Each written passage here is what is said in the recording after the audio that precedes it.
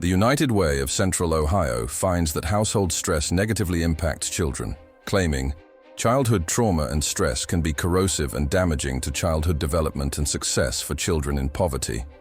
This can mean lives consumed by stress, anxiety, and insecurity, passing from one generation to the next. Let's hear from Tahani, a Families Flourish program participant, who, with her family, was living with this trauma, stress, and anxiety prior to joining the program. I guess an apartment. We moved to an apartment the previous year. Cockroaches the size of mice.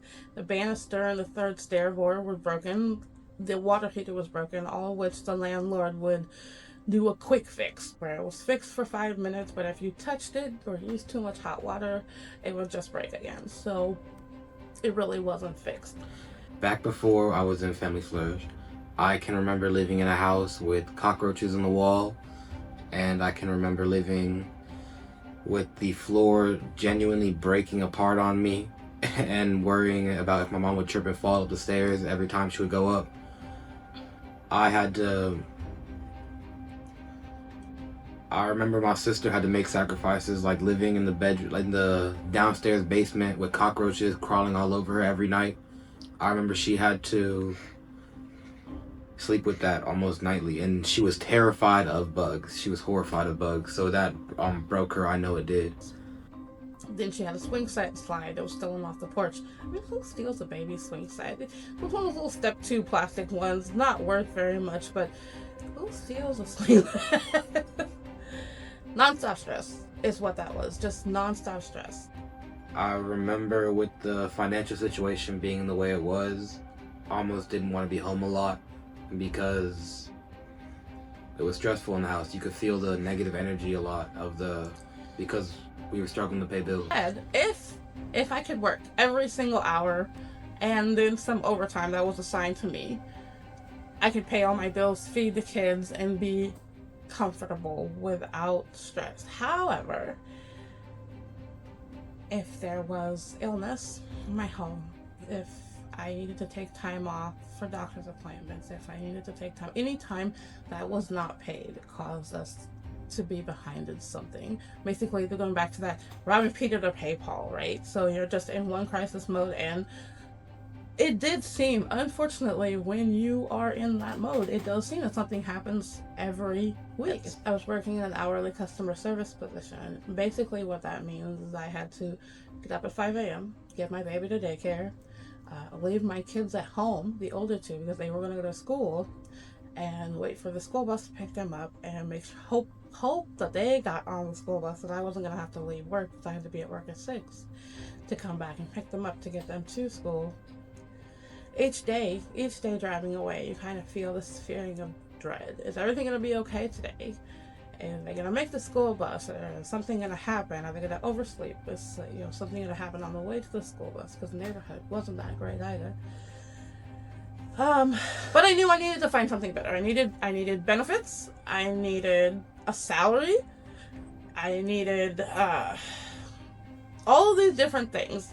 But again, in order for me to interview, in order to find a job, in order for me to sit down and apply to these jobs, where was that time coming from? When you're already working 12 hours a day, it's a lot. So we would be home at 8 o'clock. If I was working, when was I going to find time to interview? And then if I could get an interview, the stress of having to take the time off work, thinking, am I actually going to do anything in my interview because I'm already stressed? It shows a lot of times, and I'm in HR, so I know it shows. When someone's stressed, when someone's tired, it definitely shows in your interview. And while we have a lot of people that give grace, a lot of people that don't. Every single decision at that point was made from a mindset of crisis. I'm fixing this crisis and waiting for the next crisis at the same time. Just trying to get through the day, the week, to the next paycheck, just to be able to do it all over again.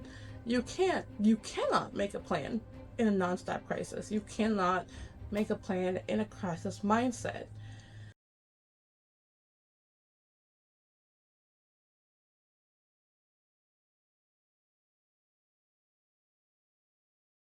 Back before I was in Families Flourish, I was in the wrong group of, I was in the wrong crowd with the wrong group of people.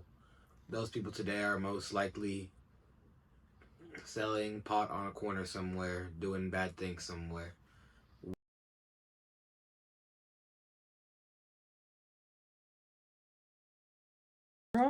I knew him very well. He was like a brother. I can remember sitting in that funeral, right? And like, Prophet's sister, she was talking to us. She was telling us how all them boys need to stop doing that and to get out of that gang life. But like, not one of them listened for a gang. It was a drug deal gone wrong. He tried to purchase weed, pulled out a knife, and he got shot for it.